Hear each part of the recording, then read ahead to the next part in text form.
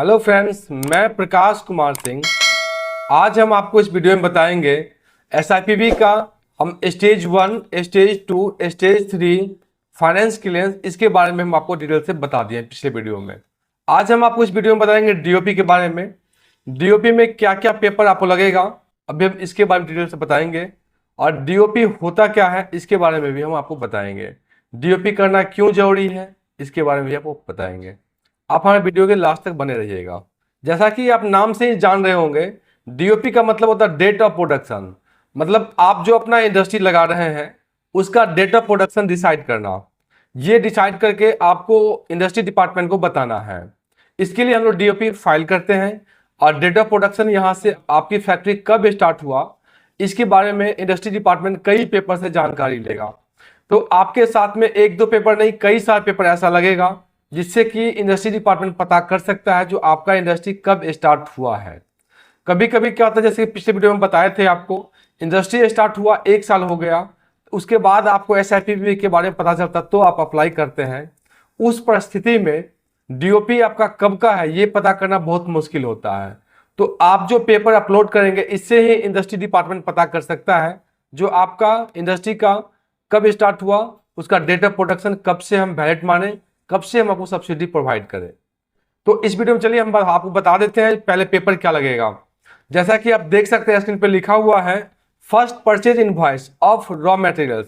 मतलब आप अपने इंडस्ट्री को स्टार्ट करने के लिए सबसे पहला बिल कौन सा परचेज किए थे रॉ मटेरियल्स के रूप में, उसका आपको बिल का कॉपी आपको लगाना है। उसके बाद देख सकते हैं लिखा हुआ है फर्स्ट सेल इनवॉइस। मतलब आप पहला मटेरियल कब सेल किए इसका जो डिटेल्स आपके पास बिल होगा उसको आपको अटैच करना है। उसके बाद यहां लिखा हुआ है, देख सकते हैं आप, first electricity bill in the name of the unit.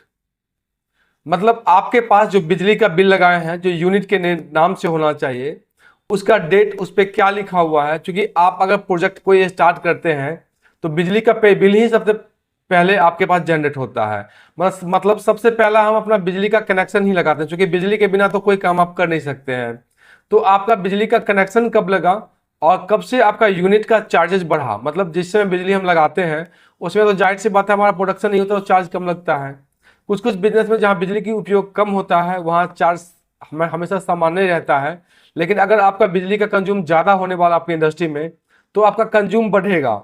इससे पता चलता है जो आप कनेक्शन कब लिए और आपका डेट ऑफ कमिटमेंट आपका स्टार्ट कब से हुआ। ये इस चीज़ को पता करने के लिए बहुत आसान होता है। उसके बाद आप देख सकते हैं लिखा हुआ है उद्यमी रजिस्ट्रेशन सर्टिफिकेट। तो उद्योग आधार जो पहले बनता था, जो अब एमएसएमई के नाम से भी हम लोग जानते हैं, उसको यहाँ पे अटैच करना है। उसके बाद लिखा हुआ chartered accountant certificate with actual investment, land, building, non technical, plant and machinery.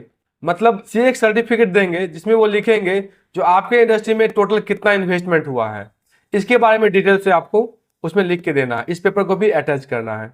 इसके बाद देख सकते हैं लिखा हुआ है यहाँ पे chartered engineer certificate with actual investment in civil work and building. क्योंकि आपका इंडस्ट्री सेटअप होता है तो उसमें बिल्डिंग में, कंस्ट्रक्शन में क्या एक्सपेंसेस होता है इसके बारे में सीए को उतना आइडिया नहीं होगा। लेकिन इसके बारे में कोई इंजीनियर आपको एक बार देख के भी उसे कॉस्ट निकाल के बता सकते हैं। पहले भी आपका इंडस्ट्री अगर बना होगा तो भी कोई इंजीनियर देखेंगे तो आपके टोटल इन्वेस्टमेंट कॉस्ट कितना लगा हुआ इसके बारे में आप सर्टिफिकेट दे सकते हैं। उसके बाद लिखा हुआ है fire NOC. Fire NOC final form state fire department. मतलब फायर का सर्टिफिकेट आपको बनवाना है। लेकिन इसमें एक चीज ध्यान रखना है, जो सर्टिफिकेट बनवाना है वो स्टेट गवर्नमेंट से बनवाना है। बहुत सारे लोग डिस्ट्रिक्ट लेवल पे भी सर्टिफिकेट बनवाते हैं तो इस सर्टिफिकेट का मानना यहाँ पे नहीं होगा। आपको स्टेट गवर्नमेंट से अलग से आपको सर्टिफिकेट बनवाना पड़ेगा।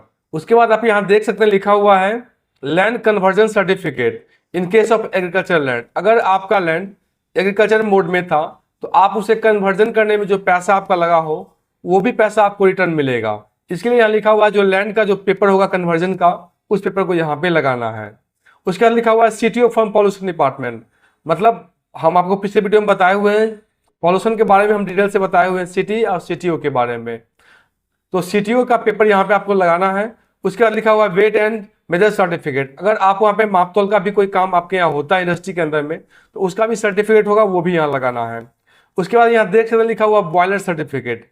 अगर आपका बॉयलर लगा हुआ होगा तो बॉयलर का सर्टिफिकेट रिक्वायरमेंट है। अगर आपका बॉयलर वहाँ नहीं रिक्वायरमेंट है, बॉयलर आप नहीं लगाए हैं, तो सर्टिफिकेट लेने की कोई जरूरत नहीं है। आप यहाँ देख सकते हैं लिखा हुआ ISO सर्टिफिकेट इफ रिक्वायर्ड। अगर आपके पास ISO सर्टिफिकेट है, आपके इंडस्ट्री के अंदर में ISO लगना जरूरी है, गवर्नमेंट नॉर्म्स में लिखा हुआ जो ISO होना चाहिए, तो आपको साथ में ISO सर्टिफिकेट भी लगाना पड़ेगा। उसके बाद आप यहाँ देख सकते हैं लिखा हुआ है ISI सर्टिफिकेट। अगर आपके इंडस्ट्री के अंदर में ISI का रिक्वायरमेंट होगा तो ISI सर्टिफिकेट आप बनवाएंगे, और नहीं तो फिर ISI सर्टिफिकेट बनाने की कोई जरूरत आपको नहीं है। आप यहाँ देख सकते हैं इन सारे पेपर को आपको DOP में अप्लाई करना होगा, जिससे कि आपका डेट ऑफ प्रोडक्शन, मतलब आपकी इंडस्ट्री स्टार्ट कब हुआ और कब से फर्स्ट परचेज एंड सेल होना स्टार्ट हुआ, इसके बारे में इंडस्ट्री डिपार्टमेंट डिटेल से जान सकता है। जब DOP के लिए अप्लाई करेंगे हम लोग, उसके बाद उद्योग विभाग की एक टीम आपके यहाँ जांच करने के लिए आएगी, जो आप जो पेपर लगाए हैं वो सही है या नहीं है। पहले वो जांच करेंगे आपके यहाँ, और जांच करके ये रिपोर्ट उद्योग विभाग को सौंपेंगे। उसके बाद आपका DOP कंप्लीट हो जाएगा। उसके बाद आप सब्सिडी के लिए अप्लाई कर सकते हैं।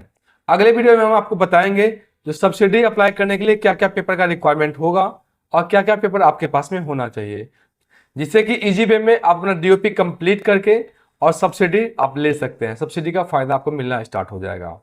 अगर आपको SIPB से जुड़ा हुआ या इंडस्ट्री से जुड़ा हुआ कोई भी दिक्कत आपके मन में आ रहा है, तो आप स्क्रीन पे दिए गए नंबर पे कॉल कर सकते हैं, जिससे कि एक्सपर्ट का टीम आपको मदद कर सकेगा।